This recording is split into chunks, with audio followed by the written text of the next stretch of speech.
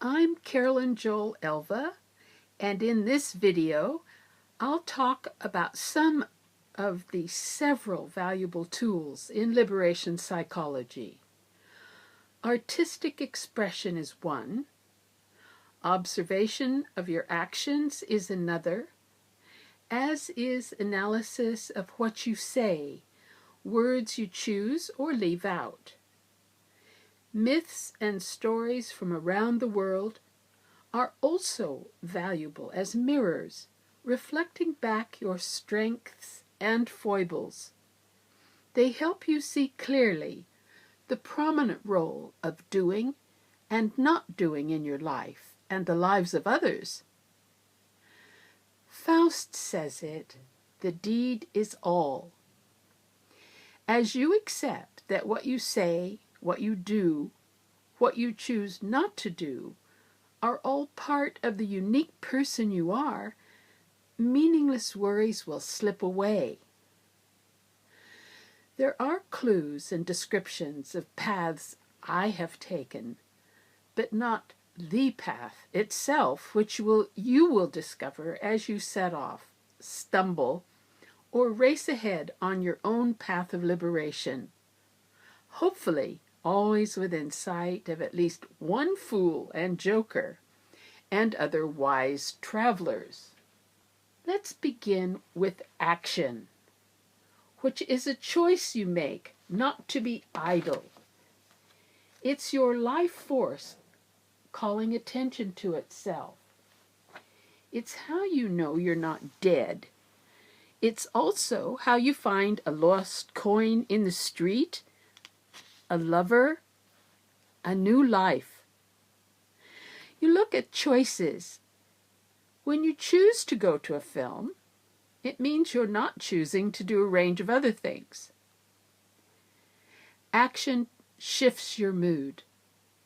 Looking at your actions, you see what it is you really want to do and what you do out of fear, greed, necessity, habit, or some impulse you're still unaware of.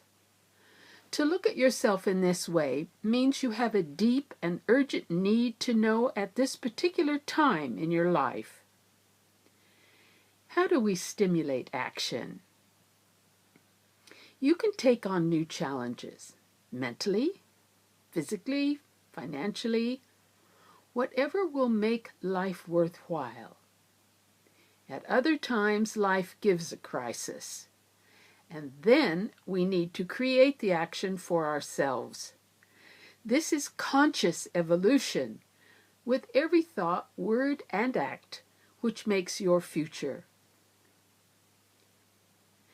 You will come up against invisible barricades which you've built to avoid doing something. They are action inhibitors that had a function when you were growing up, but once you see them, they can come down. Fear is the biggest barrier. Fear of authority, abandonment, failure, loss, the dark and the darkness in yourself. Accepting your fear, loneliness, laziness, or disinterest makes it easier to stop kidding yourself and act or choose not to act. You can embrace the human condition full of contradictions, foul language, dirty deeds, unsurpassed beauty, joy, and ecstasy. You can look guilt in the face, call it by name, check it out, and then forget it. To silence or turn down your ancient internal voices and fear, learn to be less dependent on acceptance of your ideas from others. You'll need time and persistence to do this. Discover the hidden gain in your actions. You're getting something out of what you do, or you'd stop. Action analysis implies a need to look for alternatives in what you think and do, as well as to accept that there is some personal gain, creative outlet, or stabilizing purpose in what you're saying and doing, even if it's keeping you in a familiar depressed state. You're getting something out of it, or you wouldn't be doing it. This is certain. You'll leave an unsatisfying relationship finally when that last feather is put on the scale, tipping it towards an intolerable state. The gain you've been getting, even in terrible circumstances, is finally outweighed by some minor gesture, and you know you can leave, even though it seemed unthinkable shortly before. On the other hand, maintaining the patterns of your behavior in your daily life may be necessary routine for you. There is wisdom in the saying, "Don't cut down the tree as long as it's giving shade." However, finding out what you get out of your situation and your part in it is what you're trying to discover. Once you have some answers, change may be possible more quickly. You'll find that even lying to yourself has a function. Uncovering what it is may be enough for you to change to a more beneficial response. When your motive is no longer hidden, you'll recognize the other alternatives that are already on the horizon. In a sense, you outwit yourself by noticing what you say and what you do. Catching yourself in self-delusion. Through observing yourself carefully, you'll learn to catch what you're doing.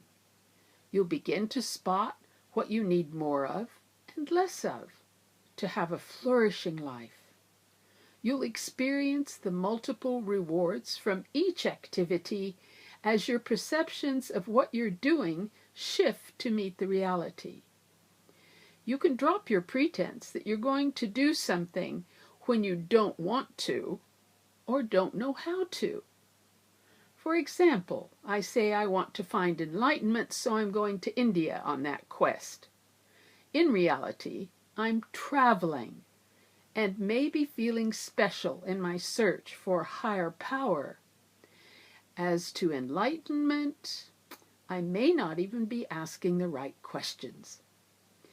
If I recognize my self-delusion, I'll no longer need to prove myself in a realm which I may not understand. This frees me to enjoy traveling and to feel good about my courage to take this journey.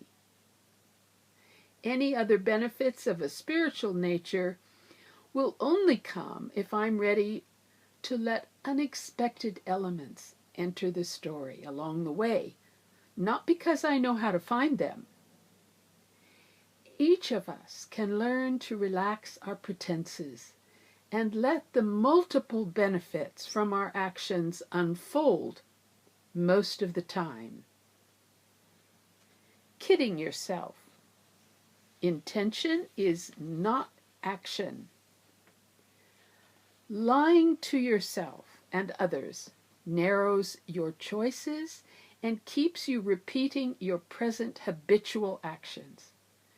It can also set up disturbances in your unconscious, producing a range of unrecognized manifestations such as distressing dreams or illnesses, as well as forgetfulness and other odd behavior. Repeated promises that you don't keep, delaying tactics, and excuses of all kinds, mostly beginning with "but," are worth seeing clearly as indications that you're not facing what you're really thinking, feeling, and wanting. You may kid yourself about why you're not doing something. For example, it's possible to kid yourself that you're searching for enlightenment by joining a religious gathering. However, you may really be wanting more attention and social contact, and other activities could satisfy this human need. You may join a walking group because you want more exercise. After a time, without realizing it, your needs change, and it is the social interaction which keeps you going on long walks. Observing these shifts in your needs can free you to appreciate what you're giving and getting on many different levels from your actions. You may also see that all this kidding yourself has the hidden gain of making you forget the more urgent need to complete some actions, which, though difficult, would contribute to a flourishing life.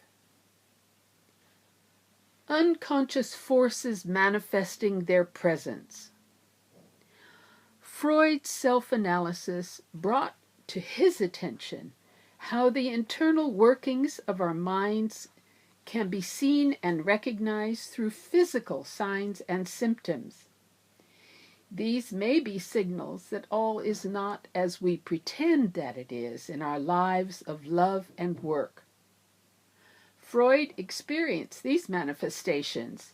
He observed them in his patients, and he also studied the symbolic language seen in dreams. From his discoveries, he spoke of the strong interconnection between mind, body, and spirit.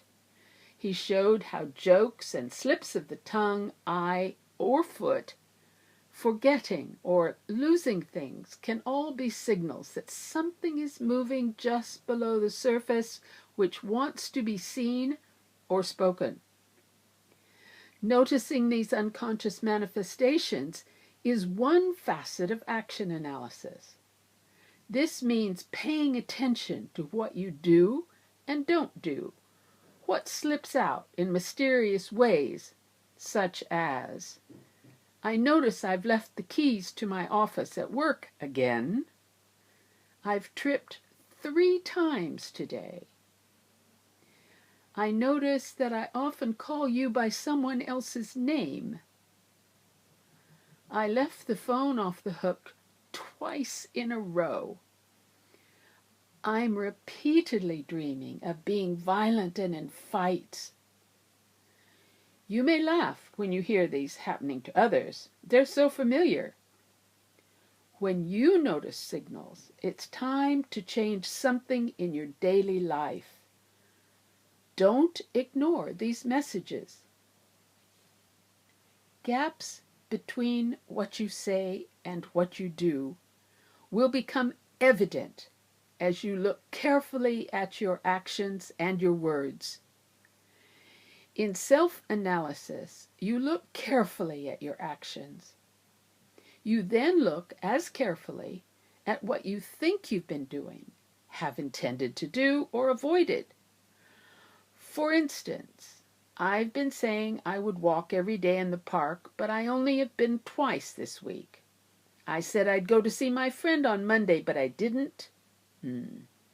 I said I'd stop smoking, stop seeing that man, stop drinking a bottle of wine a night, and the list goes on.